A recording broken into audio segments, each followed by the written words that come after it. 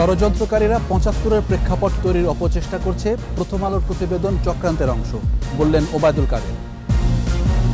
মুরগির বাজারে স্বস্তি, বাড়তি দামে গরুর মাংস বিক্রি, মাছের সরবরাহ থাকলেও ক্রেতা কম। রাজধানী সহ দেশের বিভিন্ন স্থানে কালবৈশাখীর পূর্বাভাস, ভারী বৃষ্টির সম্ভাবনা। দ্রুত নামছে ভূগর্ভস্থ পানির স্তর, মাঝারি মাত্রার ভূমিকম্পে বিপর্যয়ের শঙ্কা। বাংলাদেশের অগ্রগতিকে স্বীকৃতি দিতে মার্কিন কংগ্রেসে বিল উত্থাপন, শেখ হাসিনার নেতৃত্বের প্রশংসা।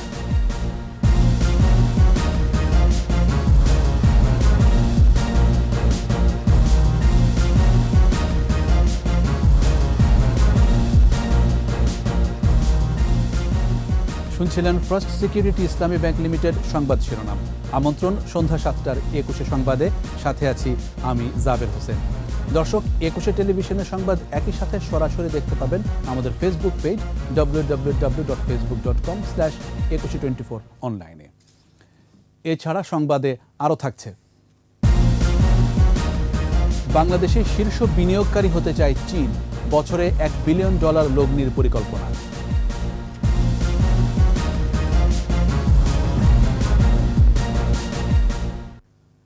বিএনপি ও প্রথম আলোর টার্গেট একই বলে মন্তব্য করেছেন আওয়ামী লীগ সাধারণ সম্পাদক ওবায়দুল কাদের। দলের সম্পাদক মণ্ডলীর সভায় আরও বলেন, দেশি বিদেশি ষড়যন্ত্রকারীরা আরেকটি ৭৫-এর প্রেক্ষাপট তৈরির অপচেষ্টা করছে।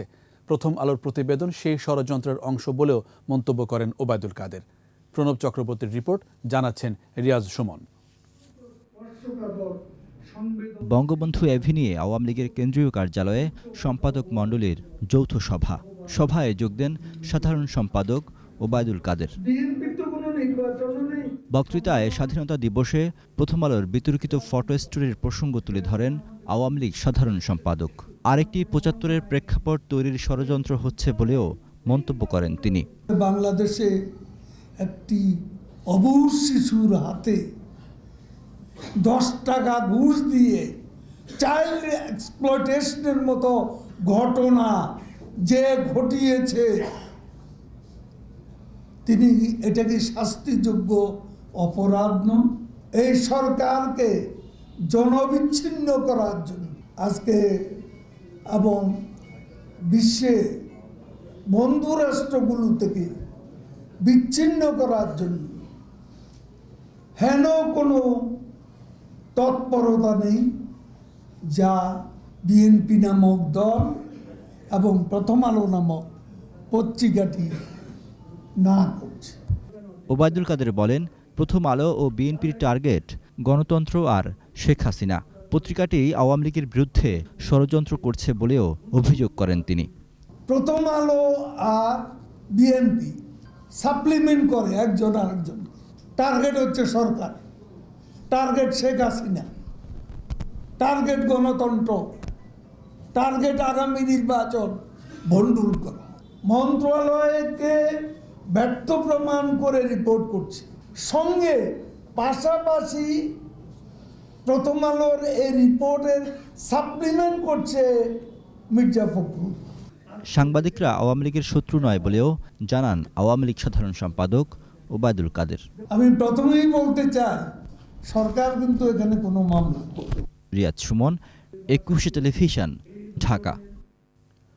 আগাম নির্বাচনের মাধ্যমে আওয়ামী লীগ আবারও ক্ষমতায় আসতে চায় বলে মন্তব্য করেছেন বিএনপি মহাসচিব মির্জা ফখরুল ইসলাম আলমগীর।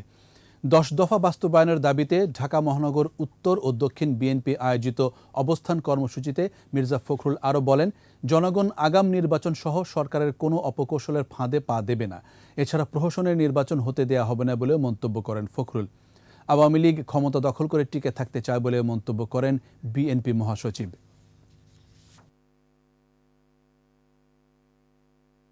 সরকার মানুষকে বোকা বানানোর জন্য আপনারা জানেন যে বাংলাদেশের একটা সরকারের একটা প্রতিষ্ঠান আছে, বাংলাদেশ ব্যুরো অফ স্ট্যাটিস্টিক্স। তাদেরকে দিয়ে মিথ্যা সমস্ত তথ্য তৈরি করে তারা জনগণের সামনে, বিশ্বের সামনে তারা দেখাতে চায় যে এই সরকার তাদের উন্নয়ন এমন বাড়ছে, যেখানে বেকারের সংখ্যা নাকি গত 3 বছরে কমে গেছে আরো 26%। জনগণের অভ্যুত্থানের মধ্য দিয়ে তারা পরাজিত হবে, জনগণের সরকার প্রতিষ্ঠিত হবে। বন্ধুগণ, মুরগির বাজারে অস্থিরতা কমেছে। ব্রয়লার, সোনালী সব ধরনের মুরগির দামই কিছুটা কমেছে। তবে গরু ও খাসির মাংস বিক্রি হচ্ছে আগের বাড়তি দামেই। বাজারে মাছের সরবরাহ থাকলেও ক্রেতা কম। এদিকে ঈদের আগে প্যাকেটজাত সেমাইয়ের দাম না বাড়লেও খোলা সেমাই কেজিতে 10 থেকে 20 টাকা বেড়েছে। আরও জানাচ্ছেন পার্থসারথী। গত বেশ কিছুদিন ধরেই অস্থির ছিল মুরগির বাজার। ব্রয়লার মুরগির দাম উঠেছিল 270 থেকে 280 টাকায়। সে অবস্থা থেকে মুক্তি মিলেছে ক্রেতার। বাজারে এখন ব্রয়লার বিক্রি হচ্ছে 200 থেকে 210 টাকায়। সোনালী মুরগির দামও কমে এসেছে। সোনালী মুরগি হলো আপনার 330 টাকা কেজি, আর ব্রয়লার আজকে 200 টাকা কেজি আর কি। 2 কেজির উপরে যেটা, এটা আমাদের 185 টাকা কিনা, আর ছোট যেটা এটা কিনা হলে 205 টাকা। আমরা এভারেজে 210 টাকা বেচতেছি।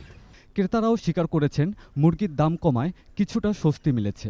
আমদানি কারণ বেশি হওয়ার জন্য এই দামটা একটু সহনশীলতার মধ্যে আছে। গভর্নমেন্ট ইনিশিয়েটিভ নিয়েছে, এর জন্য কমছে, কিছুটা কমছে আর কি। মাংসের বাজার আগের মতোই আছে। খাসি 1100 আর গরুর মাংস বিক্রি হচ্ছে 7 থেকে 800 টাকায়। বাজারে চাষের মাছ ছাড়াও আছে নদীর মাছ। সরবরাহেও ঘাটতি নেই। দোকানগুলোতে আসতে শুরু করেছে সেমাই। অনেকে আগেভাগেই কিনে রাখছেন। তবে প্যাকেটজাত সেমাইয়ের দাম ঠিকঠাক থাকলেও খোলা সেমাইয়ের দাম বাড়তি। দামটা বেশি, আগে কম ছিল, এখন আপনার 90 টাকা করে দাম নিতেছে। খোলা বাংলা যেটা, এটা আপনার হইল 90 টাকা, 100 টাকা। 90-এর নিচে আর বেচা কোনো সুযোগ নেই। যেটি প্যাকেট আছে এটি আগে কত বছর যে দাম আছে ওই দামে আছে, বাড়ে না। বাজারে নিয়মিত নজরদারি থাকলে পণ্যের দাম কমবে বলে জানান ক্রেতারা। পার্থসারথী, 21 টেলিভিশন, ঢাকা।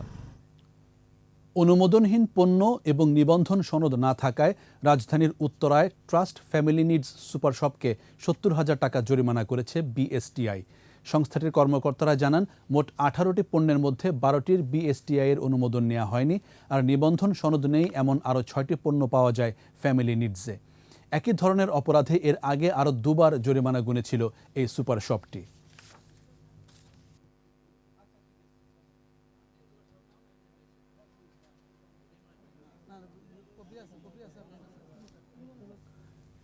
এদিকে রমজান মাসে নিত্য প্রয়োজনীয় পণ্যের দাম স্বাভাবিক রাখতে বাজার মনিটরিংয়ের অংশ হিসেবে বিভিন্ন স্থানে অভিযান চালিয়েছে ভোক্তা অধিকার সংরক্ষণ অধিদপ্তর।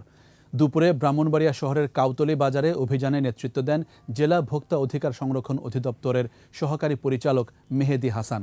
এ সময় 3টি মুদি দোকান ও একটি কাঁচা বাজারের দোকানকে 7,500 টাকা জরিমানা করা হয়। পঞ্চগড়ে ফল, মাংস, মুরগিসহ বিভিন্ন দোকানে অভিযান চালানো হয়। এ সময় মূল্য তালিকা প্রদর্শন না করা এবং তালিকায় গরমিল পাওয়ায় 3 ব্যবসায়ীকে 3,000 টাকা জরিমানা করা হয়।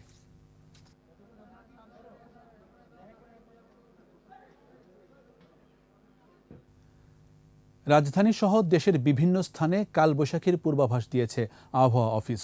সেই সাথে আগামী 24 ঘন্টায় ঢাকা, চট্টগ্রাম, সিলেট সহ সারা দেশেই মাঝারি থেকে ভারী বৃষ্টিপাতের সম্ভাবনাও আছে। মানিক শিকদারের রিপোর্ট। মৌসুমী বায়ুর প্রভাবে খুলনা, বরিশাল, চট্টগ্রাম ও সিলেট বিভাগের বেশিরভাগ স্থানে মাঝারি থেকে ভারী বৃষ্টিপাতের সম্ভাবনা আছে। আবহাওয়া অফিস বলছে, রাজধানী সহ ঢাকা বিভাগের বিভিন্ন এলাকা, রাজশাহী, রংপুর, ময়মনসিংহের বিভিন্ন স্থানে অস্থায়ী দমকা বাতাস ও ঝোড়ো হাওয়া সহ হালকা থেকে মাঝারি বৃষ্টি হতে পারে। সেই সাথে থাকছে বজ্রপাতের আশঙ্কা। 24 ঘন্টায় সারা দেশেই মাঝারি ধরনের ভারী থেকে ভারী বৃষ্টি হয়েছে। ঢাকাতে 15 মিলিমিটার এবং মাদারীপুরে 77 মিলিমিটার বৃষ্টি, মানে সর্বোচ্চ আর কি বৃষ্টি হয়েছে। দেশের কোথাও কোথাও বৈশাখী ঝড়েরও আশঙ্কা করছে আবহাওয়া বিভাগ। এবং আগামী 24 ঘন্টাতেও এই কালবৈশাখী ঝড়ের পূর্বাভাস সারা দেশেই রয়েছে। তবে সমুদ্র তীরবর্তী এলাকায় ঘূর্ণিঝড়ের আশঙ্কা না থাকলেও কোথাও কোথাও শিলাবৃষ্টি হতে পারে। সেই সাথে দিনের তাপমাত্রা কিছুটা কমবে বলে পূর্বাভাস দিচ্ছে আবহাওয়া অফিস। আগামী 24 ঘন্টায় শিলাবৃষ্টি। মানিক শিকদার, 21 টেলিভিশন, ঢাকা। রাজধানী সহ সারা দেশেই ভূগর্ভস্থ পানির স্তর নেমে যাচ্ছে আশঙ্কাজনকভাবে। ঢাকায় বছরে এই স্তর নামছে প্রায় 10 ফুট করে। মাটির গভীরে বাড়ছে ফাঁকা জায়গা। মাঝারি মাত্রার ভূমিকম্পেই ধসে যেতে পারে রাজধানীর 80% ভবন। চট্টগ্রাম সহ বড় শহরগুলোরও পরিণতি হতে পারে একই। মফিউর রহমানের রিপোর্ট।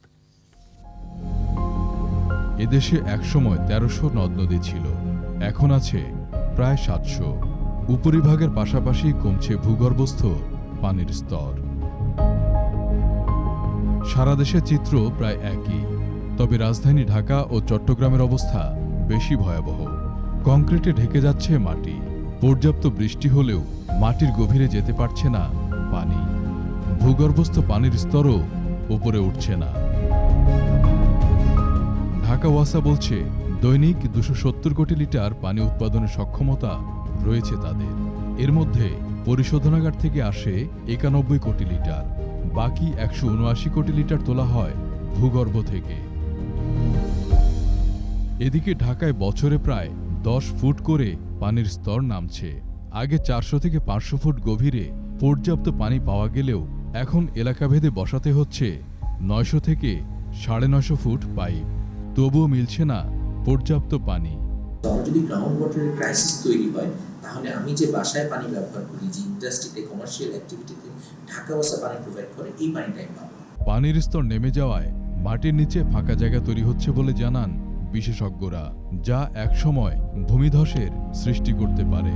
আর মাঝারি ভূমিকম্পেই ধ্বংসস্তূপে পরিণত হতে পারে জনবহুল ঢাকা। স্যান্ড লেয়ারের ভিতরে ভয়েডগুলোতে যেখানে এয়ার গ্যাপ আছে, সেখানে আসলে পানিটা থাকে। সো আমরা কি করছি, এই পানিটা উঠে ফেলছি। দীর্ঘ সময় পর যখন সে ইনাফ রিচার্জ হবে না, তখন আসলে এই স্তরগুলোর মধ্যে ভূমিধসের প্রবণতা তৈরি হবে। অসংখ্য বিল্ডিং আছে এবং সেটাকে আপনি 80%ই বলতে পারেন, যারা আসলে লিগ্যাল বাউন্ডারিকে মেইনটেইন করছে না, তারা সেই পরিমাণ বিল্ডিং আসলে কলাপস করতে পারে। সমস্যা উত্তরণে সারা দেশে বৃষ্টির পানির ব্যবহার বাড়ানোর পাশাপাশি নদীর নাব্যতা ঠিক রাখার কথা বলছেন এই বিশেষজ্ঞ। এক্ষেত্রে বর্ষা মৌসুমে শহরাঞ্চলে বৃষ্টির পানির রিজার্ভ ট্যাঙ্ক স্থাপন, শিল্প কারখানায় বৃষ্টির পানি ব্যবহার বৃদ্ধি ও ভবন নির্মাণে পর্যাপ্ত জায়গা খালি রাখার পরামর্শ দিচ্ছেন বিশেষজ্ঞরা। 5 কাঠার উপরে যদি কোনো বিল্ডিং হয়, সেই ক্ষেত্রে বলা আছে যে তাকে রিইউজও করতে হবে, রিচার্জও করতে হবে। এবং সেখানে ওই টেকনোলজিটা দেয়া আছে, যেটা আপনি বলছিলেন যে কিভাবে আসলে রিচার্জ করতে পারি। সো রিচার্জ জন্য খুব সিম্পল, অবশ্যই সিমিলার আমরা যেভাবে টিউবওয়েল দিয়ে পানি উপরে উঠাই, এখানেও সিমিলার একটা ওয়েল দিয়ে, বোরহোল দিয়ে আমরা পানিটাকে নিচে তুলতে হবে। গভীর নলকূপ দিয়ে উত্তোলন কমিয়ে পানির পুনঃব্যবহার এবং পাইপের মাধ্যমে বৃষ্টির পানি ভূগর্ভে পৌঁছে দেয়া গেলে পানির স্তরের এই পতন ঠেকানো সম্ভব বলছেন বিশেষজ্ঞরা।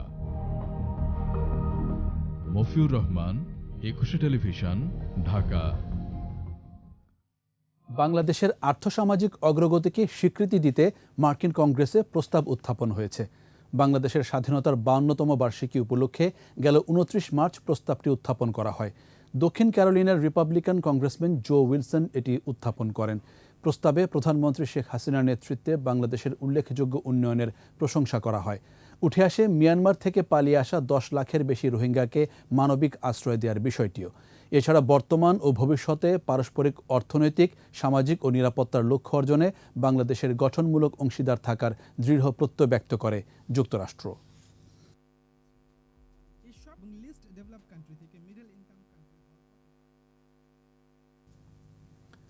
যুক্তরাষ্ট্রকে টপকে বাংলাদেশে শীর্ষ বিদেশি বিনিয়োগকারী হতে চায় চীন। আগামী 5 বছরেই এই লক্ষ্য অর্জনের পরিকল্পনা দেশটির। চীনের রাষ্ট্রদূত ইয়াও ওয়েন জানিয়েছেন, চীন বছরে বিনিয়োগ করবে $1 বিলিয়ন মার্কিন। আইসিটি, সবুজ জ্বালানি, কৃষি প্রক্রিয়াকরণ, উচ্চমূল্যের পোশাক উৎপাদন ও পোশাক শিল্পের কাঁচামাল এবং যন্ত্রপাতি উৎপাদনে আগ্রহী চীন। তৌহিদুর রহমানের রিপোর্ট। বাংলাদেশ চীন বাণিজ্যের পরিমাণ প্রায় $25 বিলিয়ন মার্কিন, যার মধ্যে $24 বিলিয়ন চীনের অনুকূলে। গত অর্থবছরে চীনের বাজারে বাংলাদেশের রপ্তানি ছিল মাত্র $68,34,00,000। এমন বাস্তবতায় দুদেশের অর্থনৈতিক সম্পর্কে ভারসাম্য আনার কথা বলে আসছেন অনেকেই। আর এক্ষেত্রে বাংলাদেশে চীনের বিনিয়োগ বাড়ানোর বিষয়টি সবচেয়ে বেশি গুরুত্ব পাচ্ছে। বাংলাদেশ চায়না চেম্বারের নেতারা বলছেন, বাংলাদেশের অর্থনৈতিক অগ্রগতিতে চীন বড় ভূমিকা রাখতে চায়। যদি এই প্রতিযোগিতায় আমাদেরকে থাকতে হয় এবং আমাদেরকে বেশি বেশি করে ইনভেস্টর অ্যাট্রাক্ট করতে হয়, আমাদের কিন্তু বাকি দেশগুলো ইনভেস্টরদেরকে যেই ধরনের সাপোর্ট দেয়, আমাদেরকে সেই ধরনের সাপোর্ট দিতে হবে। আশা করছি যে খুব তাড়াতাড়ি আপনার বাংলাদেশের জন্য উন্নয়নের ক্ষেত্রে মৌলিক যে সেক্টর আছে, সেই সেক্টরগুলোতে একটা বড় ধরনের চীনা বিনিয়োগ এখানে আসবে। বাংলাদেশে বিনিয়োগ বাড়ানোর বিষয়ে আগ্রহী চীন সরকারও। বাংলাদেশে নিযুক্ত দেশটির রাষ্ট্রদূত 21 টেলিভিশনকে জানান, আগামী 5 বছরের মধ্যে বাংলাদেশে সরাসরি বিদেশি বিনিয়োগ বা এফডিআই শীর্ষস্থানে উঠতে চায় চীন। We want to have more sort of we call upstream industry come over to Bangladesh. So there will be the whole complete production chain to be set up in Bangladesh. So you don't necessarily import from China or other place or from world. 6G network প্রতিষ্ঠা, সবুজ জ্বালানি, কৃষি প্রক্রিয়াজাতকরণ, উচ্চমূল্যের পোশাক উৎপাদন ও পোশাক খাতকে স্বয়ংসম্পূর্ণ করতে প্রয়োজনীয় কাঁচামাল ও যন্ত্রপাতি বাংলাদেশে উৎপাদনে আগ্রহী দেশটি। We are working on the ICT, ICT, 6G sort of things. Another is new we call green energy sectors. Then is we call the food processing, agriculture sectors. And also we will explore China what it can do to help increase competitiveness of ready-made garment. এখন থেকে বছরে গড়ে $1 billion করে আগামী 5 বছর বাংলাদেশে বিনিয়োগ করতে চায় চীন। We are planning to invest $1 billion each year, so $5 billion in the $4.5 billion নিয়ে বাংলাদেশের শীর্ষ বিনিয়োগকারী যুক্তরাষ্ট্র, আর চীনের বিনিয়োগের পরিমাণ 1.03 বিলিয়ন। 2021-22 অর্থবছরে বাংলাদেশে চীনা এফডিআই এসেছে $46.51 কোটি, যেখানে যুক্তরাষ্ট্র থেকে এফডিআই আসে $66.11 মার্কিন ডলার। তৌহিদুর রহমান, 21 টেলিভিশন, ঢাকা। নিচ্ছি সংবাদ বিরতি। যখন ফিরছি তখন অন্যান্য খবরের সঙ্গে আরও থাকবে। বাগেরহাটের মরা পশুর নদী খনন শেষ, জলাবদ্ধতা মুক্ত 9 গ্রাম। বেড়েছে উৎপাদন খরচ, ঈদে বিক্রি নিয়ে দুশ্চিন্তায় সিরাজগঞ্জের তাঁতিরা।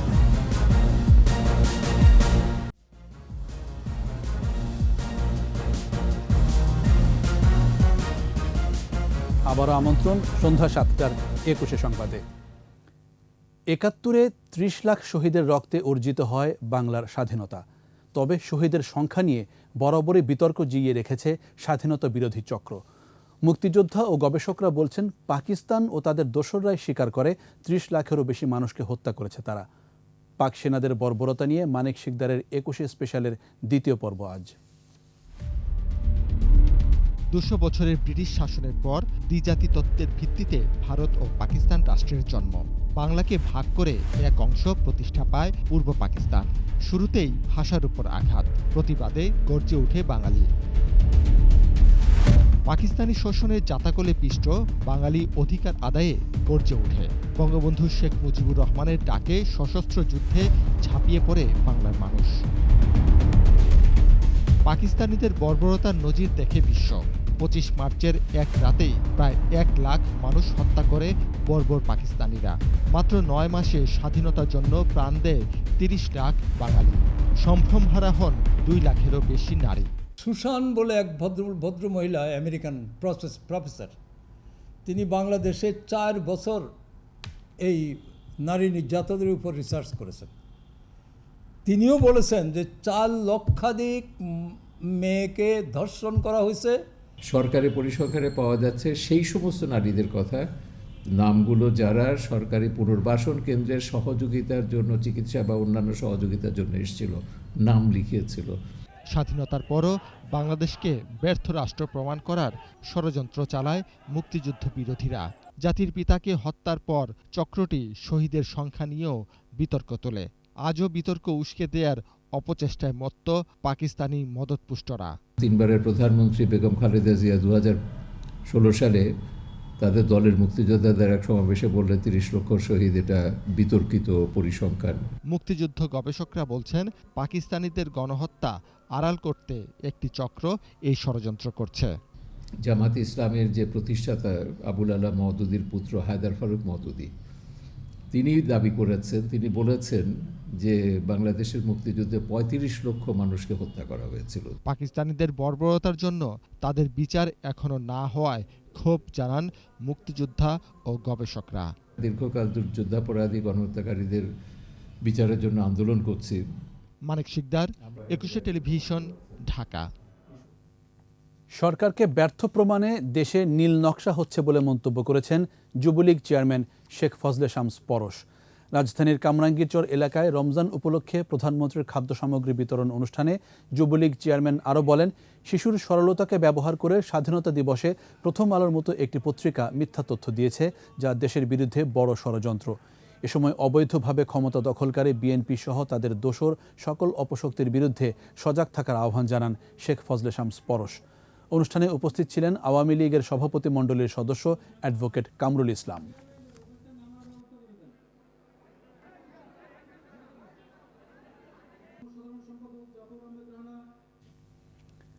বিএনপির অবস্থান কর্মসূচিতে খুলনা, নাটোর ও রাজশাহী সহ কয়েকটি স্থানে ধাওয়া পাল্টা ধাওয়ার ঘটনা ঘটেছে। আহত অর্ধশতাধিক। কেন্দ্রীয় কর্মসূচির অংশ হিসেবে সকালে খুলনার থানা রোডে বিএনপি কার্যালয়ে জড়ো হন নেতাকর্মীরা। বাধা দিলে পুলিশের সঙ্গে সংঘর্ষ হয়। তাদের ছত্রভঙ্গ করতে পুলিশ লাঠিচার্জ ও টিয়ার গ্যাস নিক্ষেপ করলে অন্তত 10 জন আহত হয়। এ ঘটনায় 10-12 জনকে আটক করা হয়েছে। নাটোরের আলাইপুরে জেলা বিএনপির অস্থায়ী কার্যালয়ের সামনে জড়ো হওয়া নেতাকর্মীদের সরিয়ে দিতে গেলে পুলিশের সঙ্গে হাতাহাতির ঘটনা ঘটে। পরে ইটের আঘাতে সদর থানার ভারপ্রাপ্ত কর্মকর্তা ও সাংবাদিক সহ অন্তত 20 জন আহত হয়। রাজশাহী জেলা ও মহানগর বিএনপির কর্মসূচি চলার সময় পুলিশের সাথে 2 দফা ধাওয়া পাল্টা ধাওয়ায় 10 জন আহত হয়। রংপুরেও পুলিশের সাথে নেতাকর্মীদের ধাক্কাধাক্কি ও বাকবিতণ্ডা হয়েছে।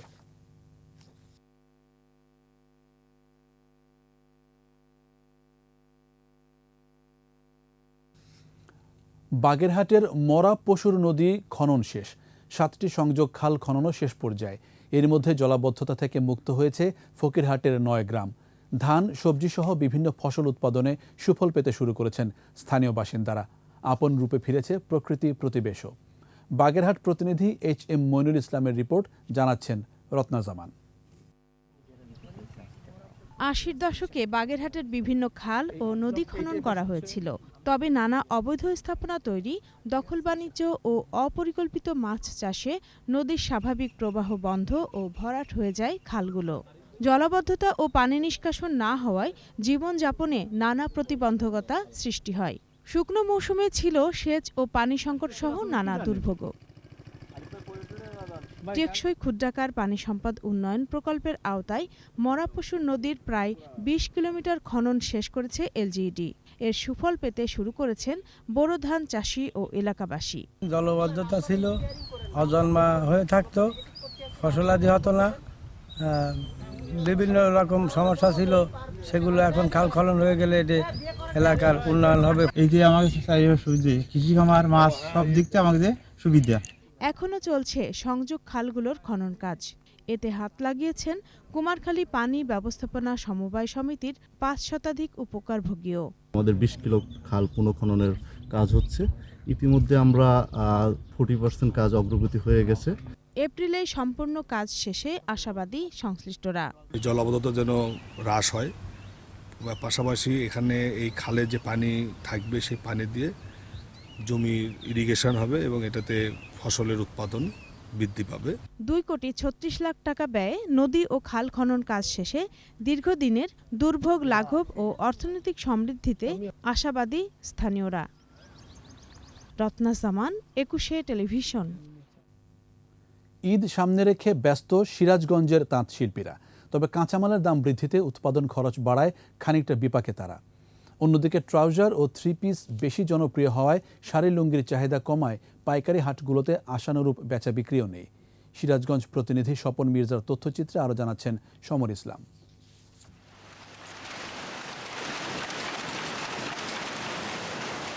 তাঁতপল্লীতে বিরামহীন খটখট শব্দ, ব্যস্ত সময় কাটাচ্ছেন শ্রমিকরা। জেলার বেলকুচি, শাহজাদপুর, এনায়েতপুর, উল্লাপাড়া ও সদর উপজেলার প্রায় 3.5 লাখ হস্ত ও ইঞ্জিন চালিত তাঁতে তৈরি হচ্ছে বাহারি নকশার সুতি, সিল্ক, রেশমি, জামদানি শাড়ি ও লুঙ্গি। বর্তমানে একটু চাহিদা বেশি, ঈদ উপলক্ষে আমরা কাজ একটু বেশি করছি। কাজের অবস্থা ভালো, আল্লাহ ভালোই কাজ কাম করতে আছি। 2 তাঁত মিলে কাজ করছিলাম 20 পিস, এখন বর্তমানে 25-26 পিস কাজ করতেছি। এখন ঈদ উপলক্ষে মহাজনের চাপের কারণে এবং বেচাকেনাও একটু ভালো। তাঁত মালিকরা জানান 800 থেকে শুরু করে 3,500 টাকা মূল্যের শাড়িগুলোর চাহিদা বেশি। তবে নানা কারণে এবার বাজার মন্দা। কাঁচামালের মূল্য বৃদ্ধির কারণে বেড়েছে উৎপাদন খরচও। র ম্যাটেরিয়ালস দাম যেভাবে বেড়ে গেছে আসলে ওই রকম প্রফিট হচ্ছে না, যার কারণে বাজার ভালো থাকলেও আমরা ওই রকম হ্যাপি না আর কি। 800 থেকে শুরু করে 1500 2000 টাকা পিস মতো শাড়ি উৎপাদন করছে, কিন্তু আমরা সেই শাড়ির গ্রাহক পার্টিদের কাছে আমরা সে রেসপন্স পাচ্ছি না আর কি। যে ব্যবসা হবে ওই চিন্তা করে আমরা মাল নেওয়ার জন্য আসছি, পরে বোঝা যাবে যে কি ধরনের ব্যবসা হয় কি না হয়। ঈদ উৎসবে গত বছর 4000 কোটি টাকার উপরে বেচা বিক্রি হলেও এবছর সে লক্ষ্য পূরণ হবে না বলছেন ব্যবসায়ীরা। সারা বিশ্বই যে কোন মন্দার ভাব চলছে, তো সেই হিসাবে ইনশাল্লাহ আমরা মোটামুটি আমাদের সিরাজগঞ্জ জেলায় তাঁত শিল্প আমরা মোটামুটি ভালো অবস্থানে আছি। ঈদকেন্দ্রিক কিছু ডিজাইন তো আমাদের থাকে, কিছু দামি শাড়ি বিক্রি হচ্ছে, জেনারেল শাড়িগুলো একটু কম বিক্রি হচ্ছে, কারণ হচ্ছে যে আমাদের দেশে এখন 3 পিস অন্যান্য ড্রেসে মেয়েরা পড়তেছে। শতভাগ সুতায় বোনা পণ্যের চাহিদা বাড়বে এবং ঘুরে দাঁড়াবে সিরাজগঞ্জের ঐতিহ্যবাহী তাঁত শিল্প, এমনটাই প্রত্যাশা সবার। সমর ইসলাম, 21 টেলিভিশন। আবারও সংবাদ বিরতি। যখন ফিরছি তখন অন্যান্য খবরের সঙ্গে আরও থাকবে। দেশের বাজারে ফের বাড়ল স্বর্ণের দাম, লাখ টাকার কাছাকাছি প্রতি ভরি।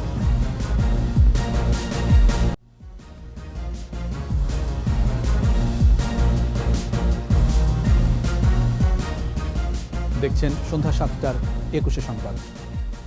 কক্সবাজারের উখিয়ার কুতুপালং ক্যাম্পে 2 গ্রুপের গোলাগুলির সময় সৈয়দ আলম নামে এক রোহিঙ্গা গুলিবিদ্ধ হয়ে মারা গেছেন।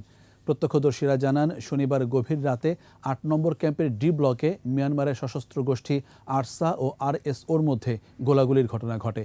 এ সময় নৈশ প্রহরীর দায়িত্বে থাকা সৈয়দ আলম গুলিবিদ্ধ হয়। পরে তাকে উদ্ধার করে হাসপাতালে নেওয়া হলে চিকিৎসক মৃত ঘোষণা করেন। ঘটনার পর ক্যাম্পে নিরাপত্তা জোরদার করা হয়েছে।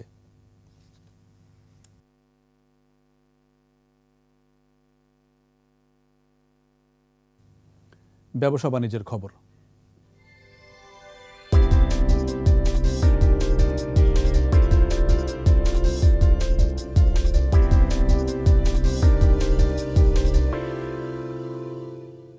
দেশের বাজারে আবারও বাড়ল স্বর্ণের দাম। এবার ভরিতে মূল্যবৃদ্ধি 1516 টাকা। জুয়েলার্স সমিতির নতুন দর অনুযায়ী ভালো মানের অর্থাৎ 22 ক্যারেটের 1 ভরি স্বর্ণের দাম হয়েছে 99,144 টাকা। এছাড়া 21 ক্যারেট 94,653 টাকা, 18 ক্যারেট 81,123 টাকা এবং সনাতন পদ্ধতির স্বর্ণের ভরির দাম দাঁড়িয়েছে 67,593 টাকা। স্বর্ণের নতুন দাম রোববার থেকে কার্যকর হবে।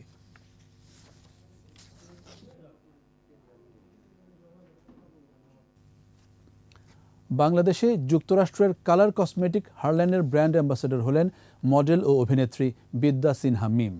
দুপুরে রাজধানীতে আয়োজিত অনুষ্ঠানে বিদ্যা সিনহা মিম ও হারল্যান্ডের পক্ষে প্রতিষ্ঠানের এক্সিকিউটিভ ডিরেক্টর জামাল উদ্দিন চুক্তিতে সই করেন। এ সময় জামাল উদ্দিন বলেন, ভোক্তাদের কথা মাথায় রেখে যুগের সাথে তাল মিলিয়ে বাংলাদেশে মানসম্মত কসমেটিক্স নিয়ে এসেছে Harland.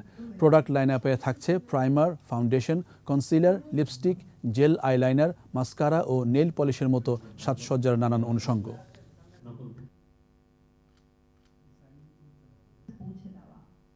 Indian premier league IPL খেলতে ভাড়া করা বিমানে ভারত গেলেন কাটার মাস্টার মুস্তাফিজুর রহমান। চট্টগ্রামে আয়ারল্যান্ডের বিপক্ষে তৃতীয় ও শেষ টি20 ম্যাচ শেষ করে গতরাতেই ঢাকা ফিরেছিলেন মুস্তাফিজ। এরপর আজ সকালে চার্টার্ড বিমানে ভারতের উদ্দেশ্যে রওনা দেন এই বাঁহাতি পেসার। রাতেই তার দল দিল্লি ক্যাপিটালস মাঠে নামছে লখনৌ সুপার জায়ান্টের বিপক্ষে। এই ম্যাচেই বিদেশি খেলোয়াড় হিসেবে মুস্তাফিজের খেলার সম্ভাবনা আছে।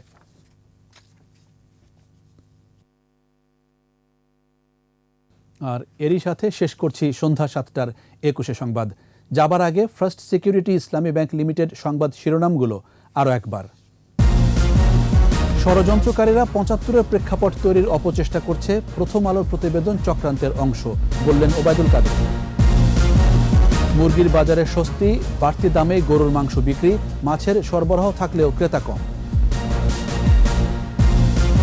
রাজধানী সহ দেশের বিভিন্ন স্থানে কালবৈশাখীর পূর্বাভাস, ভারী বৃষ্টির সম্ভাবনা।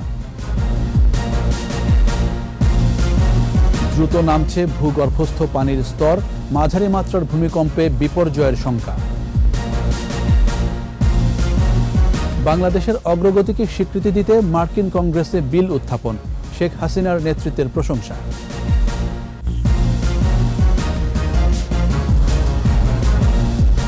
একুশে টেলিভিশনের সর্বশেষ খবর জানতে ডায়াল করুন 2021 নম্বরে আর ভিজিট করুন ekushe-tv.com এই ওয়েবসাইট। এছাড়া ফেসবুকে ভিজিট করতে পারেন facebook.com/ekushe24 অনলাইনে। আমাদের পরের সংবাদ রাত 9টায় দেখার আমন্ত্রণ রইল। স্বাস্থ্যবিধি মেনে চলুন, সুস্থ থাকুন।